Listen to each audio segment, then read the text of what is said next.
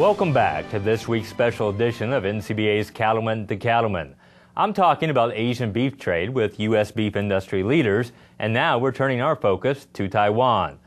Forrest, let's start with you. What were some market challenges that you saw in Taiwan? Well, Taiwan is a very interesting market. It's by all standards, when you look at the numbers, it's a market that's been growing. If we go back to 2003, when our markets were closed, even in Taiwan. But one of the major issues that was front row center in every discussion in Taiwan is the action that that country took in January of 2011. It was action that they took in basically implementing some regulations that were on their books that would prohibit the use of ractopamine. Ractopamine, as some people would know, is the feed additive that is used in beef production. It's a feed additive that is extremely safe. It is a technology that I would have some personal experience with in a previous career, and I can tell you without a shadow of a doubt, it's a very safe technology that's used in the U.S. beef industry. However, what we see now is an issue that's being debated not about the scientific validity of that technology, but rather really the political implications of what's happening in their country. There's a lot of changes going on in Taiwan now politically. There's a presidential election coming up in January of 2012, and that seems to have overshadowed any discussions that are of the scientific merits of this product being used. So currently, that is our barrier and our largest barrier within the country of Taiwan. Now, Phil, how have these challenges affected U.S. beef sales into this market? Well, it's been very impactful. I think number one is Taiwan. After the opening of their market in 2007, they were the largest market in Asia until last year as far as beef exports. So it was a very important market to us, and also a market where actually on science and a lot of these things they were leading the way, as we well know. This year, compared to last year, it's one of the few markets that's actually down. We're down 5% through May in Taiwan as far as our beef exports, so the impact of this has been very strong. We also think that going forward it's going to be even more strict because of the situation and basically the way they're addressing this as we go forward. So it's becoming very, very difficult for the importers to import the product. So it's getting more stringent, and we have to do something to correct this as soon as possible. Now, Barry, let's get back to this issue of ractopamine.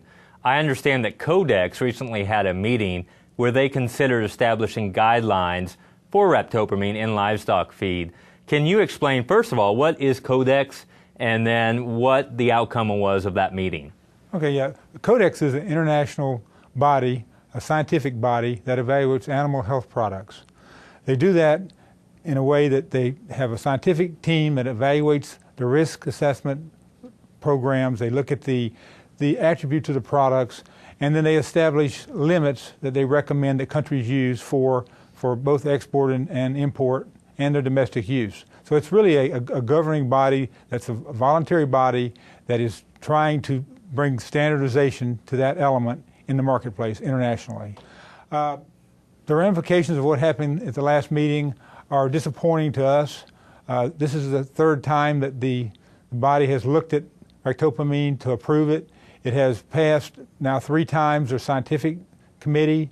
It has no issues that are being held back from a scientific perspective, but there are other issues that countries are not willing to step forward and come up with a consensus that this is a drug that they want to go ahead and bless and give an MRL. So what that means is we're back to the drawing board. We'll be looking at another year of preparing ourselves and going back to Codex again to try to get this particular animal health product moved through the system. Now, Bill, Barry says we're back to the drawing board. What are the next steps as you see it? Well, we, the industry, we feel very strongly that the Codex process is very important, and we need to continue to engage within the Codex system as the body that creates standards for international trade. And it's not just important for us, but it's important for other markets, important for smaller countries that don't have the ability to conduct risk assessments, and they will turn to an international body like Codex to use these maximum residue levels that are recommended as their standards for imports. So it becomes very important for our trade, and we're looking to work with the Codex through the next year. Secondly, we plan to work bilaterally with other countries that may be able to look at establishing an import MRL, or maximum residue level, as a precursor to establishing a national standard. So that's what we plan to do. All right, well, thank you for your comments here, gentlemen. And when we come back, we're going to talk about Japan.